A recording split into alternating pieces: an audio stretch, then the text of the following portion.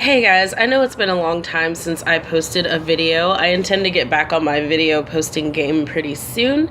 But right now I wanted to share a story and kind of afterthought with you guys, which is that last night a friend of mine and I were out at a McDonald's. It was about 3 in the morning. We'd been to two or so bars and like a couple parties and then an event, and it was a really long night. But we were at McDonald's, minding our own business, having a conversation, and I was singing along with the radio. And this guy comes up and he starts harassing me mostly. Trying to get me to sing more, freestyling very terribly, ranting about famous rappers, and it was ridiculous. I can't even repeat half the stuff that he said because it was nonsense, but he did not shut up. Like, he didn't take a breath for like an hour. And seriously, an hour. We left McDonald's. We told him to leave us alone. He didn't. We walked like 4 blocks to the train station. He followed us the entire way. We tried to speed up. He sped up. We slowed down. He slowed down.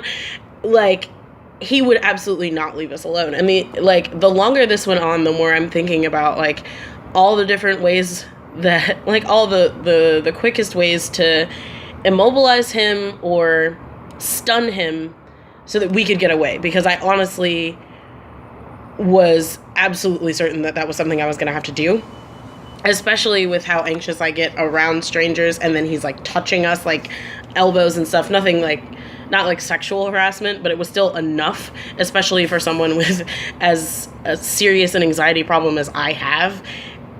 It wasn't fun at all. We got all the way to the train. We thought we left him at the train. He found a way onto the platform. It was like, originally he didn't have a card to get on, and then apparently someone gave him one, and 5 minutes later he's on the platform with us. Then the train was delayed, so we were waiting for like 20 minutes. No, not even. It was originally 20 minutes, and then it got delayed again, so I think we were standing on the platform for a good half hour. It was crazy. So this other guy tried to step in and kind of take some of the heat off of us, which was really sweet. The other guy tried to get the crazy dude to focus on him instead of focusing on us. That didn't work. He tried the diplomatic approach, which we'd already tried. Finally, he got onto the train with us, and I was sitting down and he was standing up, and he was still in my face and like screaming. And I finally just lost it, and I stood up and I got in his face, and I was like, I need you to get the fuck out of my face right the fuck now. And I was fully prepared to go to jail at that point. Like, I didn't know what else to do. And when I came, I went out today and I came back, and I told this story to the woman working the front desk in my apartment building. And she said, why didn't you just call the police? And I was like, oh, right. Yeah, that would have been a good idea. She was like, yeah, that's kind of what they're there for. I'm like, well, I started thinking about that. I'm like, why didn't I call the police? Like, that should have been my first thought, but it wasn't. It was my last, actually. And I was thinking about, why is that? And honestly, it's gotten to the point now where I've had so many, personally, it's not even about the whole police brutality problem that we are constantly talking about.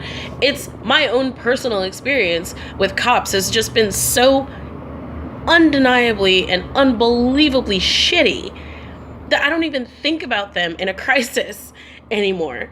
I don't even consider, maybe you should call the cops. This is a situation where you call the cops. I don't think about that shit.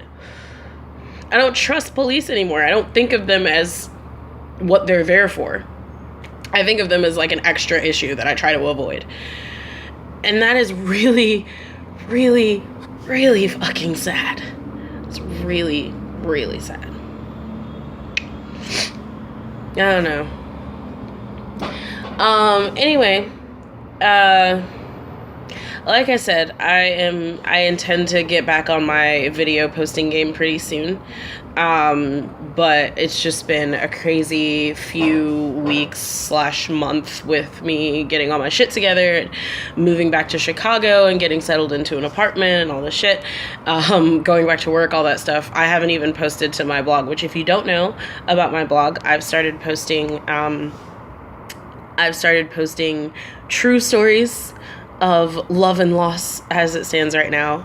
There will be other stories about like crazy roommates and college shenanigans, which I suggest that you check out if you haven't done so already. It's storytimewithluna.tumblr.com. And that hopefully will tide you over until I start posting videos again. Thank you guys for watching, and I'll see all of your beautiful smiling faces in the next video. Bye.